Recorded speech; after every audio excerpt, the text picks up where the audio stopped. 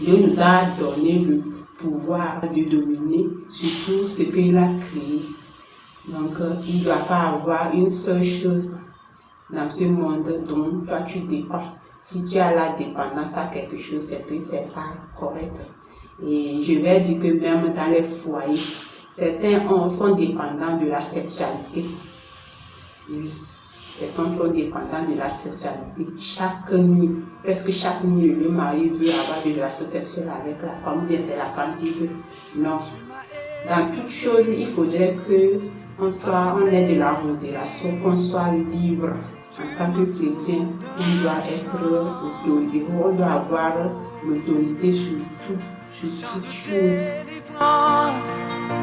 Devant mes ennemis, toutes mes craintes s'enfuient. Je ne suis plus esclave de la peur.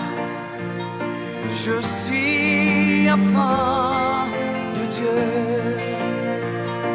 Je ne suis plus esclave de la peur. Salut à toi. Un esprit saint dans un corps saint, possédant une âme saine et sainte. Moi, c'est Princesse Florabelle.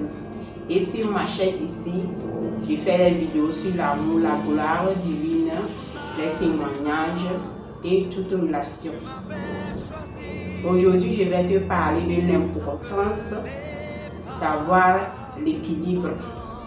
L'équilibre entre ta vie spirituelle, ta vie charnelle et la vie de ton âme. L'équilibre entre les trois.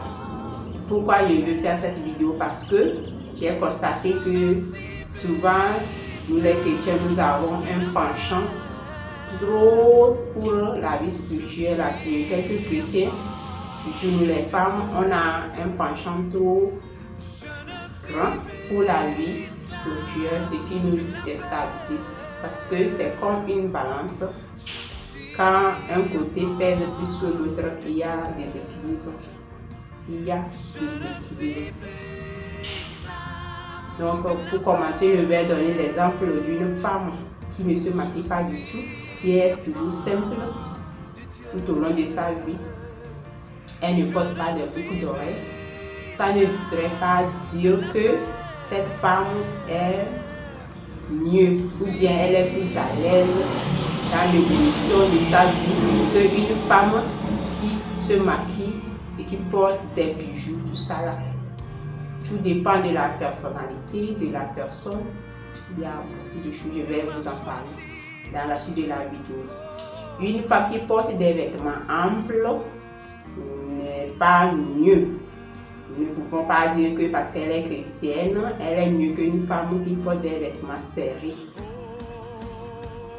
Un foyer qui est légal, où le mariage a été fait dans les normes, où la femme n'a jamais eu de relation sexuelle, ou bien les deux n'ont jamais eu de relation sexuelle avant de se mettre ensemble. Et l'homme est allé voir les parents, ils ont fait les choses de façon normale. Ils ont fait leur dot, tout s'est bien passé. Il n'y a pas eu de relation avant mariage. Ils sont venus s'installer, se mettre ensemble. Cette relation peut toutefois contenir des esprits négatifs, des esprits maléfiques. Les esprits maléfiques peuvent agir là-bas, même plus qu'un autre foyer où l'homme et la femme se sont connus avant de se mettre ensemble et ils se sont mis ensemble même sans faire le mariage. Même le mariage traditionnel, ils n'ont pas fait. Ils se sont mis ensemble à cause de l'amour. À cause de l'amour, du type d'amour qu'ils utilisent. Tout peut bien se passer là-bas. Donc, ne jugeons pas sur l'apparence. Ne jugeons pas sur ce que nous voyons en même temps. Des fois, c'est tout le contraire. Mais ce que je vais demander à tout un chacun de nous, c'est que nous demandons à Dieu de nous donner son esprit, que nous soyons sous la conduite de cet esprit en toutes choses pour avoir le vrai discernement. Et si nous avons le Saint-Esprit, Si toi tu as le Saint-Esprit en toi, tu n'as pas trop besoin d'écouter ce qui vient de l'extérieur et te baser dessus. Mais il faut être équilibré en toi-même et marcher en toute liberté. Par exemple, toi, une femme que tu sais très bien que avant que quelqu'un ne te dise que tu es chrétienne, pourquoi tu te maquilles, tu es sous la conduite du Saint-Esprit. Le Saint-Esprit ne t'a pas défendu ça. Le Saint-Esprit ne t'a pas quitté quand tu as commencé par te maquiller. Tu n'étais pas gêné dans ton corps, dans ton âme et dans ton esprit. Et lorsque tu t'es mis à te maquiller ou lorsque tu as commencé par porter des boucles, tu t'es mis à porter des boucles d'oreilles. Donc je ne vois pas quel est le problème là-bas. Ce n'est pas les rumeurs ou bien ce que les gens disent de l'extérieur, ce qui vient de l'extérieur, qui va venir vraiment t'édifier. Si l'Esprit Saint est déjà en toi-même, j'appuie ça. C'est pour nous donner le discernement que l'Esprit Saint est avec nous. C'est pour que nous puissions écouter ce que Dieu nous dit et pour que nous puissions obéir à sa volonté que l'Esprit, il nous a donné l'Esprit Saint afin qu'il reste avec nous sur cette terre pour qu'il nous serve de guide. Donc, l'importante chose que nous devons faire sur cette terre, c'est de chercher l'Esprit Saint afin de demeurer équilibré, indépendant et libre en toutes choses. Celui qui possède l'Esprit Saint, il est libre, il a tout. Il a tout en grand caractère. C'est quand nous perdons l'Esprit Saint que notre vie ne va plus bien, que nous allons commencer par... C'est comme on est dans l'obscurité. La terre ici, c'est l'obscurité qui domine. Et il faut avoir l'Esprit Saint pour que tu sois illuminé et tu saches là où tu vas. Donc le seul enseignant que nous devons avoir, c'est vraiment l'Esprit Saint. L'Esprit Saint peut te parler à travers une personne ou bien il peut te parler dans ton esprit toi-même. Et si tu as l'Esprit là en toi, quand quelqu'un te parle, tu auras le discernement et tu sentiras que la personne là, ce qui te dit, ça vient de l'Esprit Saint. Ça vient de l'Esprit Saint. C'est ce que Jésus a fait, c'est ce que les apôtres ont fait sur cette terre. Les gens faisaient certaines déclarations sur Jésus et Jésus avait dit, comme à son disciple, il avait dit que c'est le Saint-Esprit qui t'a révélé ça. Donc c'est très important d'avoir le Saint-Esprit pour ne pas nous baser sur les doctrines humaines, nous les chrétiens, pour juger les gens, ou bien nous-mêmes vivre selon les doctrines humaines. Cela pourrait nous déstabiliser. L'Esprit Saint, si l'Esprit Saint est en toi, par exemple en tant que femme, et tu t'es mis à porter les pantalons, tu te mets à porter, tu portes les pantalons et tu n'es pas gêné. Je ne vois pas pourquoi quelqu'un va te dire que pourquoi tu es chrétienne et tu portes les pantalons et tu vas te mettre à éviter de porter les pantalons. Et si toi, tu te maquilles, ça ne t'a jamais gêné, et quelqu'un vient te dire que pour toi, tu te maquilles, je ne sais pas pourquoi tu dois lui obéir si l'Esprit Saint ne t'a pas défendu de te maquiller. Même chose pour les bijoux et autres là. Pourquoi j'insiste sur ceci? Parce qu'il y a plein de vérités universelles qui ne sont pas toutefois du Saint-Esprit et qui nous gardent déséquilibrés, qui veut nous maintenir dans le déséquilibre. Parce qu'une femme, si elle n'est pas belle dans sa peau, elle ne se sent pas belle et elle n'est pas vraiment contente de sa vie n'est pas vraiment épanouie. Toutes les femmes aimeraient être belles. Chaque personne a une relation spécifique avec Dieu. Chaque personne a une personnalité unique sur cette terre. Même pour faire ta mission, pour réaliser ton ministère, si Dieu t'a appelé à le servir pour pouvoir réaliser ça, il faut que tu te tiennes vraiment dans l'unicité de ta personne. Tu sois authentique à ta personnalité. tu puisses respecter vraiment ce qui est unique à toi, ce qui te différencie des autres. Tu dois pouvoir respecter ça pour que Dieu puisse vraiment agir en toi et que son but ultime pour toi puisse se réaliser. C'est l'unicité de ta personne là qui va faire que tu pourras vraiment réaliser les choses que Dieu t'a, pour lesquelles Dieu t'a créé. C'est l'unicité de ta personne là qui va créer la différence et qui va t'amener dans ta destinée. Jésus, par exemple, il s'asseyait avec les pécheurs. Il s'asseyait avec les pécheurs. Or, la Bible nous dit, heureux celui qui ne s'assoit pas en compagnie des moqueurs.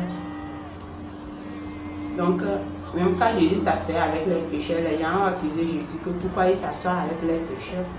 Et Jésus leur a fait savoir qu'il n'est pas venu pour les justes. Donc, Jésus était proche. Il ne fuyait pas quand les prostituées s'approchaient de lui, mais il les accueillait. Il a même pris dans ses bras une prostituée. Jésus ne s'écartait pas des pécheurs pour réaliser sa mission de vie. Il a marché avec le collecteur d'impôts. Et c'est comme ça qu'il a pu impacter la vie des gens. Il n'a pas créé la différence entre lui et les gens parce que lui, il possède le Saint-Esprit. Celui qui a le Saint-Esprit n'a pas besoin, je pourrais dire même ainsi, celui qui a le Saint-Esprit n'a pas besoin de la Bible avant de savoir ce qui est bon ou mauvais. Parce que la Bible, les prophètes, toute la Bible existe à cause de l'Esprit Saint. Pour créer le monde, Dieu s'est basé sur l'Esprit Saint. Il a déclaré les choses et ça s'est réalisé. Dieu a tout fait, tout ce que Dieu fait, c'est avec l'Esprit Saint, il fait ça. Il travaille chaque fois en communion avec le Saint-Esprit. Donc c'est à cause de l'existence du Saint-Esprit que la Bible même existe aujourd'hui. C'est à cause de l'existence du Saint-Esprit que Jésus-Christ a pu venir sur la terre pour réaliser le plan de Dieu pour lui, pour être crucifié, pour mourir et être ressuscité. C'est à cause du Saint-Esprit.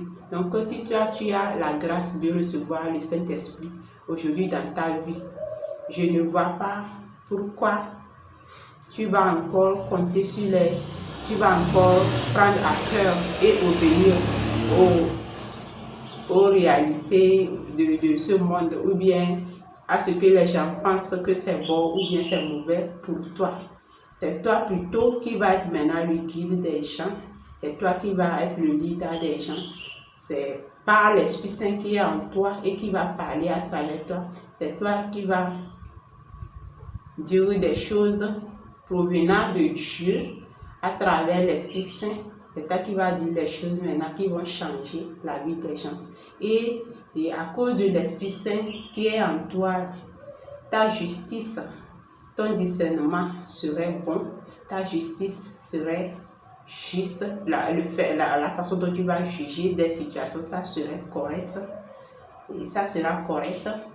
Et ton point de vue serait le bon. Ton intuition serait une intuition divinatrice. Ton intuition serait divinatrice. Les choses que tu vas penser dans ton cœur, les choses qui vont être communiquées, la plupart te seraient divinatrices. Donc, et pour pouvoir savoir et faire la différence entre comment Dieu peut parler à une personne et comment l'esprit maléfique ou bien Satan peut parler à une personne, je vais te faire une vidéo. Ça sera la prochaine vidéo. Donc, je vais te montrer comment Dieu parle aux gens et comment Satan aussi parle pour que tu puisses différencier la voix de Dieu à la voix et faire une différence entre la voix de Dieu et la voix de Satan pour pouvoir seulement obéir à la voix de Dieu. Tel que Dieu parle à travers des hommes ou bien à toi-même, Satan aussi peut te parler à travers les hommes ou bien à toi-même. Donc, Et c'est très important, l'unicité de ta personne, ta personnalité. Il faut marcher selon ce que Dieu a placé en toi, selon ton étoile. Et tu dois suivre les préceptes de ton étoile pour pouvoir arriver à destination dans ce monde. Que ce soit tout le monde qui te juge sur quelque chose, si ce n'est pas la voix de Dieu, donc tu ne dois pas obéir. Le monde entier peut se lever contre toi sur quelque chose que le Saint-Esprit te communique. Mais si tu sais que ce que les gens te reprochent là, c'est le Saint-Esprit qui te demande à toi de faire ça, tu ne dois pas obéir à la voix des gens, mais tu dois tenir fermement dans ta conviction et respecter ce que le Saint-Esprit est en train de te dire. Tout ce que moi je sais sur l'Esprit Saint, comment tu peux savoir si c'est l'Esprit Saint qui te permet de faire une chose ou pas. Moi, ce que je peux te dire aujourd'hui, ce que moi j'en sais, c'est que ce soit quelque chose de positif ou négatif, si tu sais qu'en faisant cette chose-là, tu es devenu dépendante de la chose, tu n'es plus libre en fait. Je vais donner l'exemple des nourritures. Excusez-moi. Il y a certaines nourritures, peut-être dans ta vie,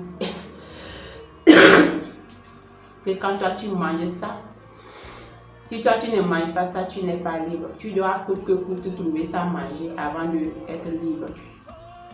Ça ne vient pas de l'Esprit Saint. Ça ne vient pas de l'Esprit Saint.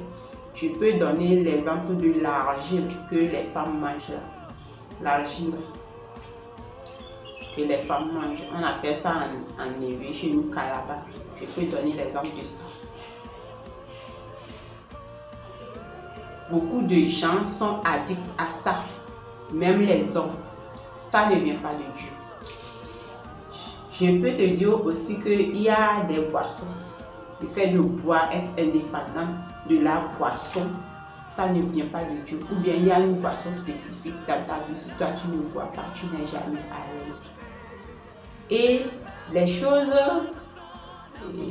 qui ne nous viennent pas de l'Esprit Saint et qui nous tirent avec pression dans une dépendance donnée, quand tu fais ça, tu constates que tu as des résultats négatifs.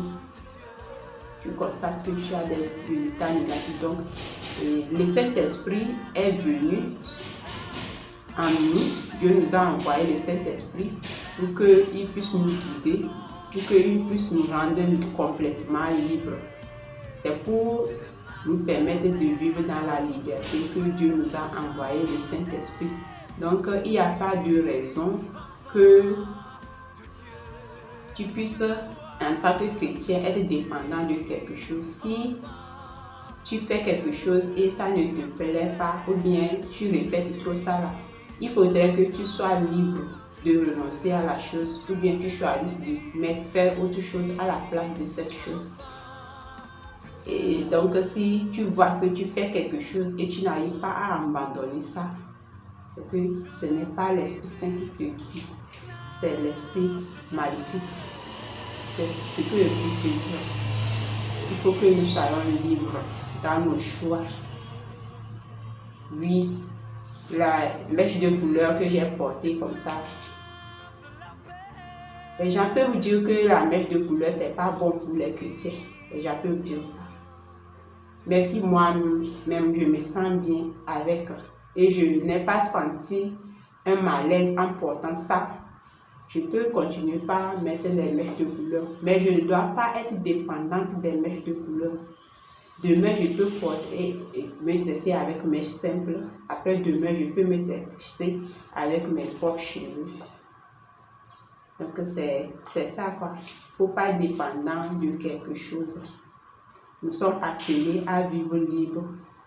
Nous sommes appelés à contrôler les choses ici sur terre. Dieu nous a donné le pouvoir de dominer sur tout.